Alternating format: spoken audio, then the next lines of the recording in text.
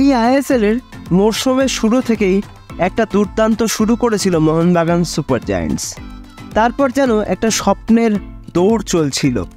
চোট আঘাত, কাট সমস্যা, মেইন প্লেয়ারদের না থাকা, সব কিছু নিয়েই যেন সেই স্বপ্নের দৌড়টা মাঝপথেই হোঁচট খেতে শুরু করে।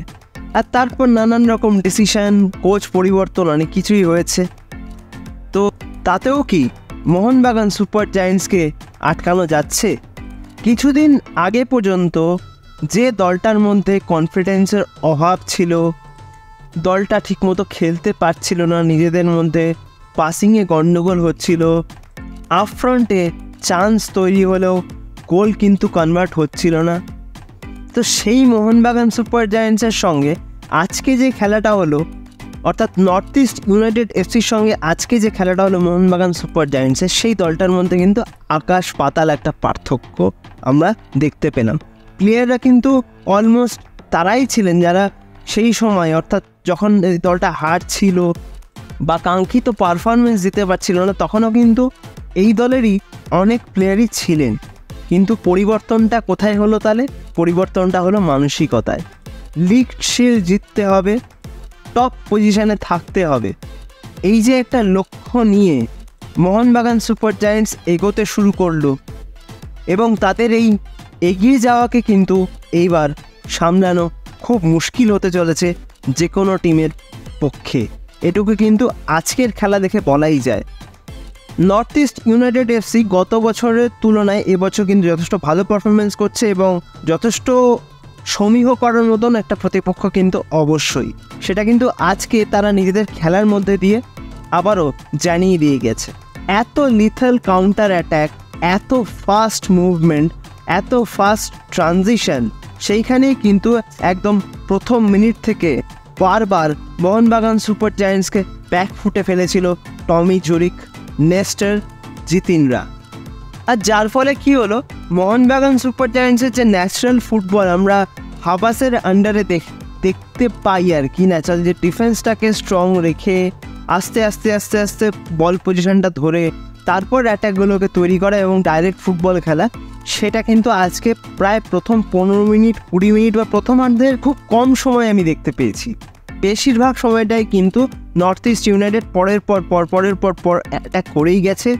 সেই অ্যাটাকগুলো করার ফলেই কিন্তু প্রথমেই একটা পেনাল্টি পেয়ে যায় নর্থ ইস্ট ইউনাইটেড এফসি। গত ম্যাচের মতো এই ম্যাচেও কিন্তু দীপেন্দু অনবদ্য ডিফেন্স করেছে, কিন্তু একটা বল ডিফেন্স করতে গিয়ে কিন্তু স্লাইড করতে গিয়ে তার হাতে লেগে যায়, যে কারণেই কিন্তু পেনাল্টিটা পেয়ে যায় নর্থ ইস্ট ইউনাইটেড এফসি। আর তার ফলে কী হয়, আরও বেশি চাপে পড়তে থাকে মোহনবাগান সুপার জায়ান্টস। আর সেই চাপ থেকেই যেটা তৈরি হয় সেটা হচ্ছে মিসপাসের বহর। প্রচুর মিসপাস দেখা গেছে, এবং ইভেন দিমিত্রি পেত্রোতাসের মতন প্লেয়ারের কাছ থেকেও কিন্তু আমরা মিসপাস দেখেছি আজকে, যেটা কিন্তু একদমই এক্সপেক্টেড নয়।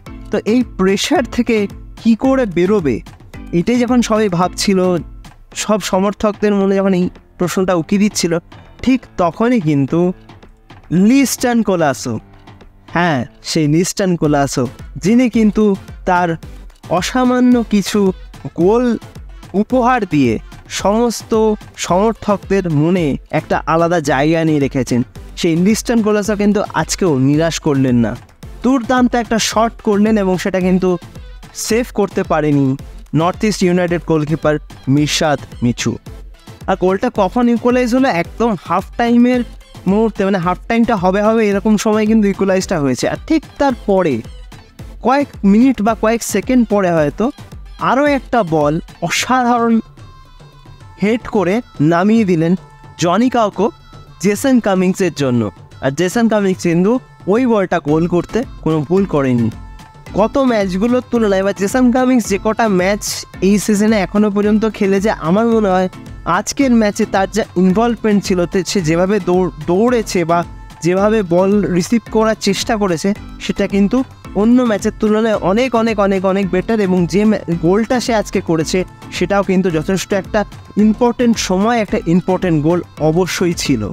তবে কোচ অ্যান্তোনিও লোপেজ হাবাসের যে ট্রেডমার্ক ফুটবল, অর্থাৎ ডিফেন্সকে কমপ্লিটলি যে সলিডিটি দেওয়া, যে একদম সলিড একটা ডিফেন্স, সেটা কিন্তু আজকে ফার্স্ট হাফে খুব একটা দেখা যায়নি, বেশ ফাম্বল করতে দেখা গেছে ডিফেন্ডারদের, কিন্তু সেকেন্ড হাফে সেটা কিন্তু অনেকটাই রেকটিফাই হয়ে গেছে।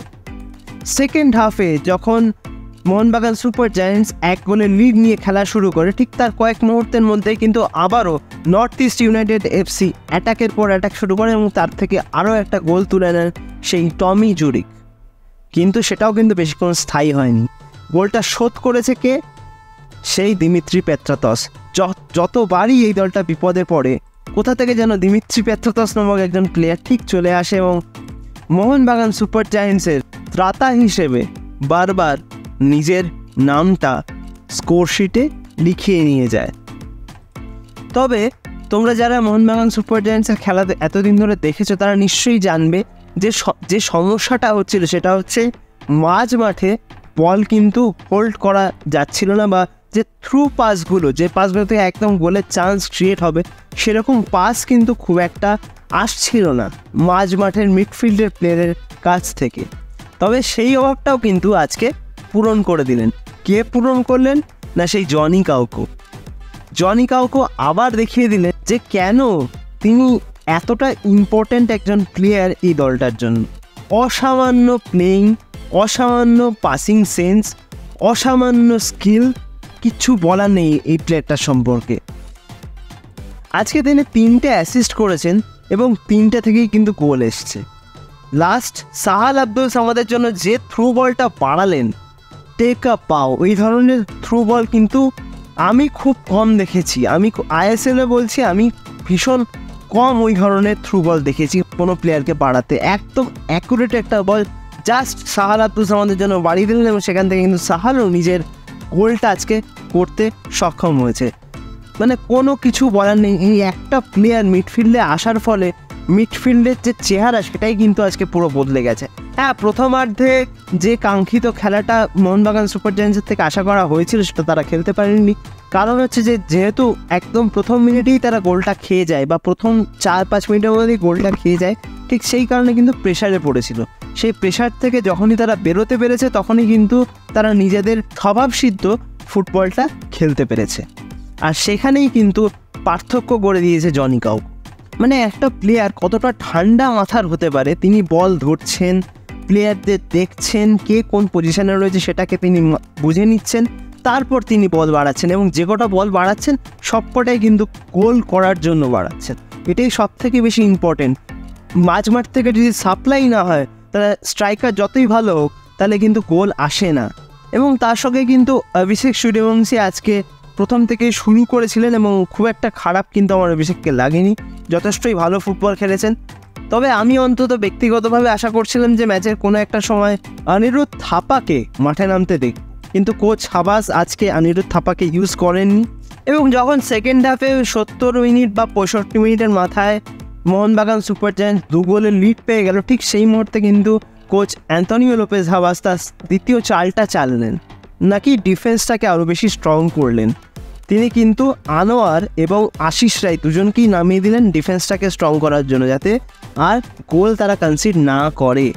যেভাবে তিনি এই গোটা দলটাকে তরুণ এবং এক্সপিরিয়েন্স প্লেয়ারদের একসঙ্গে বেঁধে রেখেছেন, একটা পরিবার হিসেবে এই দলটাকে তৈরি করার চেষ্টা করছেন, সেটাই কিন্তু এই সাফল্যের চাবিকাঠি বলে আমি অন্তত মনে করি।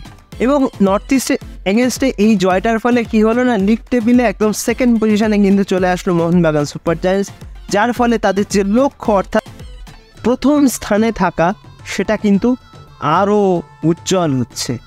তবে ম্যাচটা কিন্তু ভীষণ উপভোগ্য হয়েছে। দুটো দলই কিন্তু নিজেদের সেরাটা দিয়ে খেলার চেষ্টা করেছে এবং নর্থ ইস্ট ইউনাইটেডও কিন্তু যথেষ্ট ভালো ফুটবল খেলেছে, এটা বলতেই হয়। এই ধরনের হাড্ডাহাড্ডি ম্যাচ দেখার জন্যই কিন্তু সমস্ত সমর্থকরা মাঠে যান এবং এতগুলো ভালো ভালো গোল দেখার সৌভাগ্য কিন্তু খুব কম ম্যাচেই হয়। তো দেখা যাক সবুজ বেলুন তাদের এই জয়যাত্রাকে অব্যাহত রাখতে পারে কিনা এবং আপকামিং ম্যাচগুলোতেও এরকম পারফরমেন্স দিয়ে লিগ টেবিলে টপ পজিশনে নিজেদের জায়গাটা পাকাপোক্ত করতে পারে কিনা। তো আজকের ম্যাচটা তোমাদের কেমন লেগেছে অবশ্যই কিন্তু আমাকে কমেন্ট করে জানিও। ভিডিওটা ভালো লাগলে লাইক, কমেন্ট, শেয়ার, সাবস্ক্রাইব অবশ্যই করে দিও। সাবস্ক্রাইব করে দিয়ে পাশের বেল অপশানটা প্রেস করে অবশ্যই কিন্তু অল অপশানটা প্রেস করে রাখবে যাতে সমস্ত রকম নতুন ভিডিও নোটিফিকেশান তোমরা সবার আগে পেয়ে যাও যখনই আমি কোনো নতুন ভিডিও পোস্ট করব। তো আজকের মতো ভিডিওটা তাহলে এখানেই শেষ করছি। দেখা হবে আবারও পরবর্তী ভিডিওতে নতুন কোনো দিন নতুন কোনো সময়। তোমরা ভালো থেকো, সুস্থ থেকো।